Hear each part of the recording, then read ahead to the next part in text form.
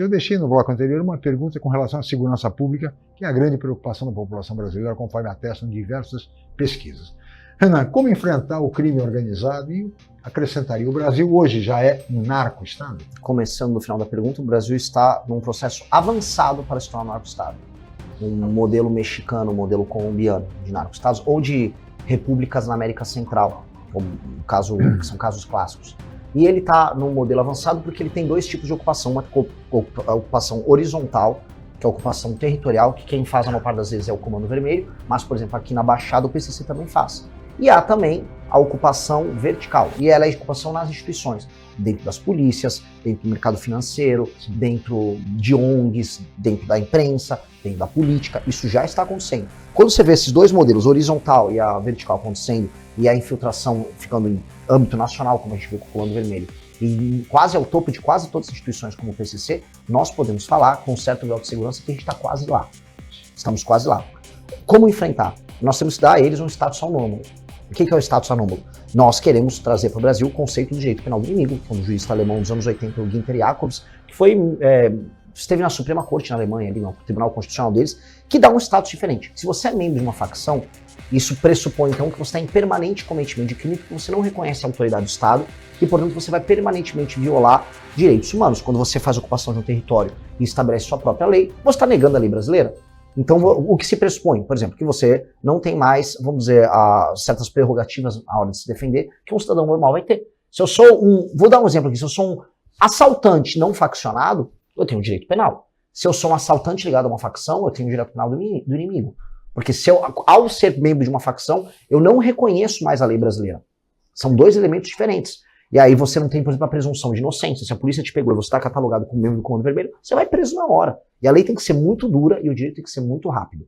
Com esses instrumentos, e aí com o Estado coordenando as forças policiais, coordenando a Polícia Federal, e quando necessário as Forças Armadas, você tem que fazer, de um lado, a reocupação territorial do Brasil, ou seja, nós temos que tomar todos os morros que estão aqui na Baixada, o próprio Porto de Santos, que em grande medida é ocupado por agentes do próprio PCC, que sabem e obtêm informações ali dentro para poder colocar seus contêineres no navio e mandar a droga para fora, é ali onde está o faturamento do PCC, e institucionalmente usar COAF, Polícia Federal para cruzar dados, e aí você pegar o faturamento deles e você debelar, vamos dizer, as derivadas das quadrilhas, que é, por exemplo, vou dar nomes aqui, a REAG, que era uma empresa no mercado financeiro que usava derivativos oriundos de recurso do tráfico, ou festas de funk, MC Rian, que foi pego agora, amicíssimo do Neymar, já que estamos falando de Baixada da Santista, que usava os shows dele para lavar dinheiro. São duas operações que nós temos que fazer. Uma para debelar o faturamento e outra para recuperar os territórios. E eu acho que isso e a gente estou num programa de alta qualidade, isso terá um efeito civilizacional no Brasil, um efeito quase fundador, porque a gente refunda a ideia de um Estado que atende o que é necessário. E as pessoas vão marcar. Se a gente conseguir fazer isso num governo, nós vamos marcar o Brasil como antes e depois. Antes e depois de um regime que olha o Estado como um ente que tem um papel fundamental na vida dos brasileiros na garantia da segurança. E aí a segunda etapa, que é o que eu chamo de desfavelização, que é tornar aquelas pessoas que vivem hoje sob o comando do crime em cidadãos brasileiros de verdade. Coisa que eles não são titulares de direitos. Então nós vamos fazer isso acontecer. Aí entra uma questão que envolve uma boa parte da direita e que eu estou aliviado agora, quando você descreveu, porque eu conheço o direito penal do inimigo e acho ele perfeito. O que é muito distante de considerar a facção criminosa brasileira como organização terrorista, fazendo com que você possa ter uma ingerência de outro país na nossa vida, na nossa sociedade, porque os patriotas, e eu acho incrível uma pessoa se intitular patriota e prestar continência para a bandeira americana, ou enfiar uma bandeira de Israel no fiofó e sair numa passeata. Mas o mais importante, né, é que as pessoas esquecem, a máfia americana não é organização terrorista. Os Estados Unidos nunca consideraram. Facção criminosa é uma coisa, e acho perfeita a sua posição. Só que aí tem um risco. Eu queria só que você pensasse comigo nessa questão do risco.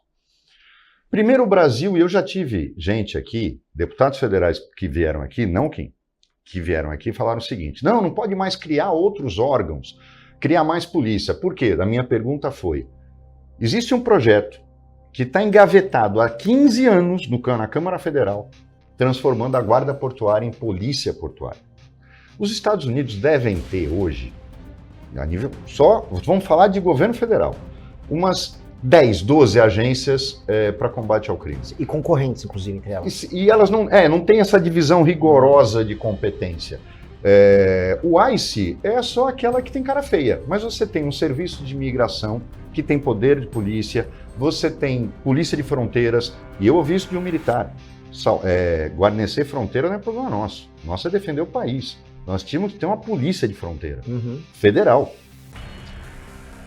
Vocês têm alguma coisa no programa de vocês que diga respeito a isso? Porque aí fica uma indagação naquilo que você falou. O SNI também dizia, durante o golpe militar, quem era comunista, quem era terrorista, quem era isso, quem era aquilo. E a gente sabe que os caras eram praticamente semi-analfabetos, os caras do SNI. Era tudo milico truculento. Prenderam 3 estudantes de engenharia na porta do Mackenzie em 1967, chegaram para o delegado e falaram assim para ele: material subversivo, era um livro sobre bombas hidráulicas. O delegado quis prender os caras da polícia do seco na época.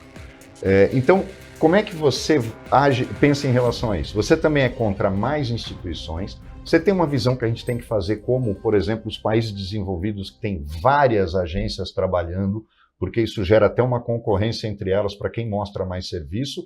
Ou você acha que tem que ser o modelo que está aí, que a gente já viu que não funciona? Olha, a gente tem um modelo hierarquizado e engessado, e quando a gente fala, por exemplo, em inquérito policial, é mais engessado ainda e não funciona, tanto que o grau de eficácia que nós temos, a taxa de resolução de homicídio no Brasil é baixíssima. Nos Estados Unidos, quando a gente estava dando exemplo aqui, você tem aquela coisa, às vezes tem um policial de um condado, ele tá com um caso na mão, ele vai pegar o bandido, de repente chegam uns federais e pegam dele. Tira da porque eles concorrem. Eles concorrem, inclusive, por vezes, eles nem compartilham as informações da investigação com o outro, que um quer ganhar do outro na hora de pegar o cara. Então você tem até essa disputa institucional, que aqui no Brasil ela fica prejudicada. Então o modelo de inquérito policial no Brasil é muito, muito ruim, é muito lento nisso. E eu creio sim que a gente tem que ter essa concorrência interinstitucional e não tem problema nenhum em criar áreas especializadas de atuação. A gente gosta muito disso, a gente está falando muito em fronteira, até porque a gente não vai conseguir derrotar o PCC só aqui no Porto Santos se eu não atuar lá no Mato Grosso do Sul. Nós temos que atuar nas duas áreas. E em todas as outras áreas em que entra a droga ou em que entra a arma, que torna, vamos dizer, funcional o trabalho do crime organizado. Então, isso não seria de maneira alguma um problema. E sobre a questão da definição do inimigo, do jeito que é o inimigo, a legislação que a gente tem que passar, ela tem que ser cristalina, para não dar nenhum espaço para que haja interpretações extensivas de quem é o inimigo. Critérios objetivos para definir se o cara é faccionado. O que é uma facção e o enquadramento das facções. Por exemplo, você fala, a facção tem essas características, tudo muito definido, para você pegar apenas as facções criminosas, e aí depois a própria Polícia Federal, junto com a BIM, que seja, estabelecer, não, aqui está o PCC, aqui estão os agentes do PCC, e aí os órgãos estaduais, o Ministério Público e as polícias, eles podem fazer as investigações e falar, olha, esse sujeito aqui está enquadrado dentro do PCC, esse sujeito está enquadrado dentro do Comando Vermelho. Porque a gente não pode incorrer. Volto a colocar uma coisa que é muito comum no Brasil, que é a zona cinzenta. A zona cinzenta é o que gera as interpretações extensivas e o abuso de poder. Me permita, só uma colocação em relação a essa que você está dizendo. Um jovem adolescente que é apanhado com uma porção de droga e é levado ao presídio. E é preso. Ao chegar no presídio, ele é imediatamente cooptado pela organização criminosa, pelo PCC. E se ele não aderir, morre. Ele acaba aderindo até por uma questão de sobrevivência, dentro do presídio, dentro da cadeia pública. Na medida em que ele se filia a essa organização criminosa, ele entraria já nessa punição mais rigorosa por ser ligado a uma facção criminosa, que aquela foi uma alternativa para sobreviver dentro do presídio? De maneira clara, você está falando de um caso anômalo que existe. Da cooptação dentro da cadeia. Uma das primeiras coisas que você tem que fazer, se você estabelece o Estado de Direito em todas as áreas do Brasil, é acabar com a ocupação na cadeia. Essa é a primeira coisa. Dois, se aquela pessoa ela está inserida numa escolha que é obrigada a fazer, e a real é, quando você entra numa cadeia no Rio de Janeiro, não sei como é que está aqui em São Paulo, no Rio de Janeiro você é obrigado a preencher um formulário e em que está descrito assim, ideologia. E a ideologia, você coloca Comando Vermelho, PCP, ADA ou outros, que pode incluir, por exemplo, PCC. E ali você se afilia na hora, ou você é apadrinhado, ou você coloca a facção qual você faz parte. Isso é uma situação anômala, que o direito ele tem que saber ligar para o Se não fizer, morre. Hoje sim. Agora, a forma como você vai interpretar isso, junto com o sistema de justiça, o sistema penal brasileiro, é diferente do cara que está no morro com Claro. uma metralhadora. Se a pessoa foi Lógico. obrigada a se afiliar ali, é diferente dela estar em permanente cometimento de crime. Isso já foi abordado por outras nações que já tiveram, que é uma coisa comum em nações de terceiro mundo, suas cadeias tomadas pelo crime organizado. Uma das primeiras coisas que a gente precisa fazer é retomar as cadeias. Só para eu tive no Pernambuco uma cadeia. Você é a favor de presídio privado? Não, acho que isso faz parte. Eu sou a favor de parcerias público-privadas na gestão do presídio, na parte, por exemplo, de atividades econômicas. Acho bacana, inclusive atividades profissionalizantes. Acho bom que tenha. Agora, faz parte do papel do Estado ter o monopólio da força. E ter e gerir o presídio faz parte disso. Porque senão a gente. Veja, eu defendo que o setor privado tenha participação em muita coisa. Só que também, se a gente começar a abolir a ideia de que o Estado é capaz de fazer o básico, aí o Estado não serve para nada. E o Estado consegue fazer coisas básicas. Quando o Estado se organiza para fazer, sai direitinho. Também não é anômalo como a gente imagina.